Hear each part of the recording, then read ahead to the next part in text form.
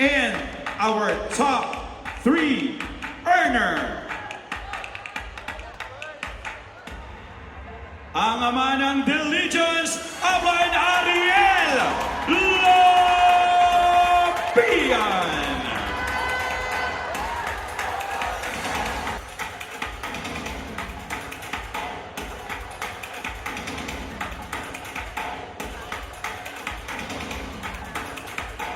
Ariel Lapian Upline. Makikinig po kami.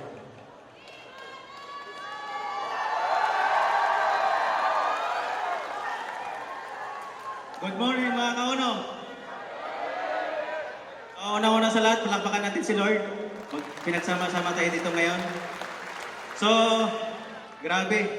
Top 3. Team Alas, top 3 tayo. Sa buong The Legion, sa buong grupo ko. So, grabe no? Negative ako dati sa ganitong industriya. Na kung saan, sabi ko, akala ko dati, yung mga resulta, picture-picture lang, mga kotse, pinapahiram lang. Cheque, pinapahiram lang. Akala ko dati, picture-picture. So, hindi, lagi kasi itong may event sa SM Mega Mall dati. So, hawak ko yung SM Mega Mall for the background, dati akong security officer.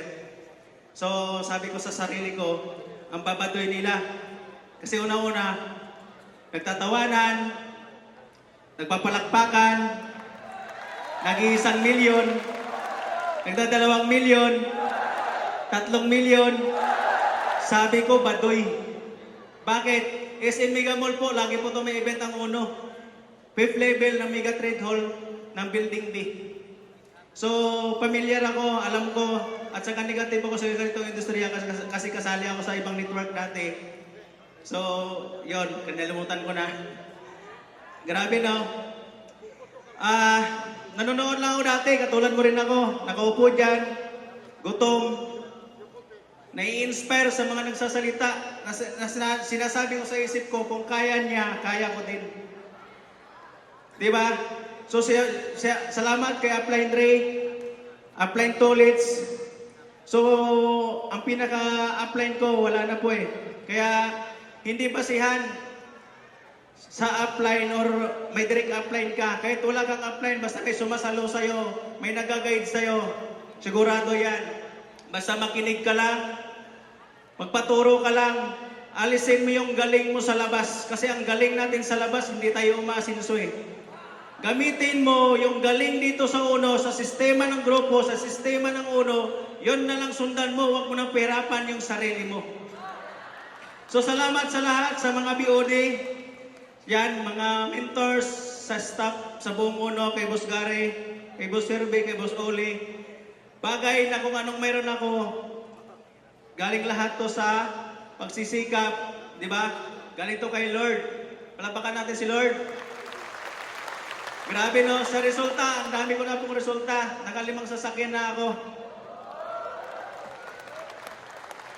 Bahay, may bahay na rin po ako. Hindi po utang. Hindi po pag-ibig, kundi bayad po yun. So, hindi ko sa sinasabi, para iyabang ang point ko, may inspire ka sa kung anong mayroon nararating yung mga upline.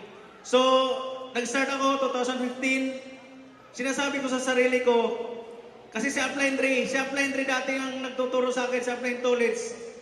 At saka hindi ko ginagamit yung sarili kong galing. Ang sinasabi ko sa sarili ko, si Upline Ray nakahammer na sa Upline Toilets sa Kaunta City.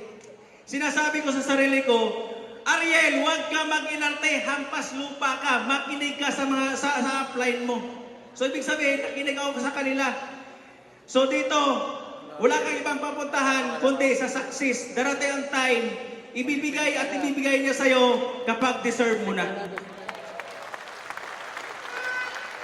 Sa hataw mo everyday, idasal mo at bigyan ng aksyon. Ayos ba tayo doon? Mga kauno, yun lang po. Maraming salamat and God bless.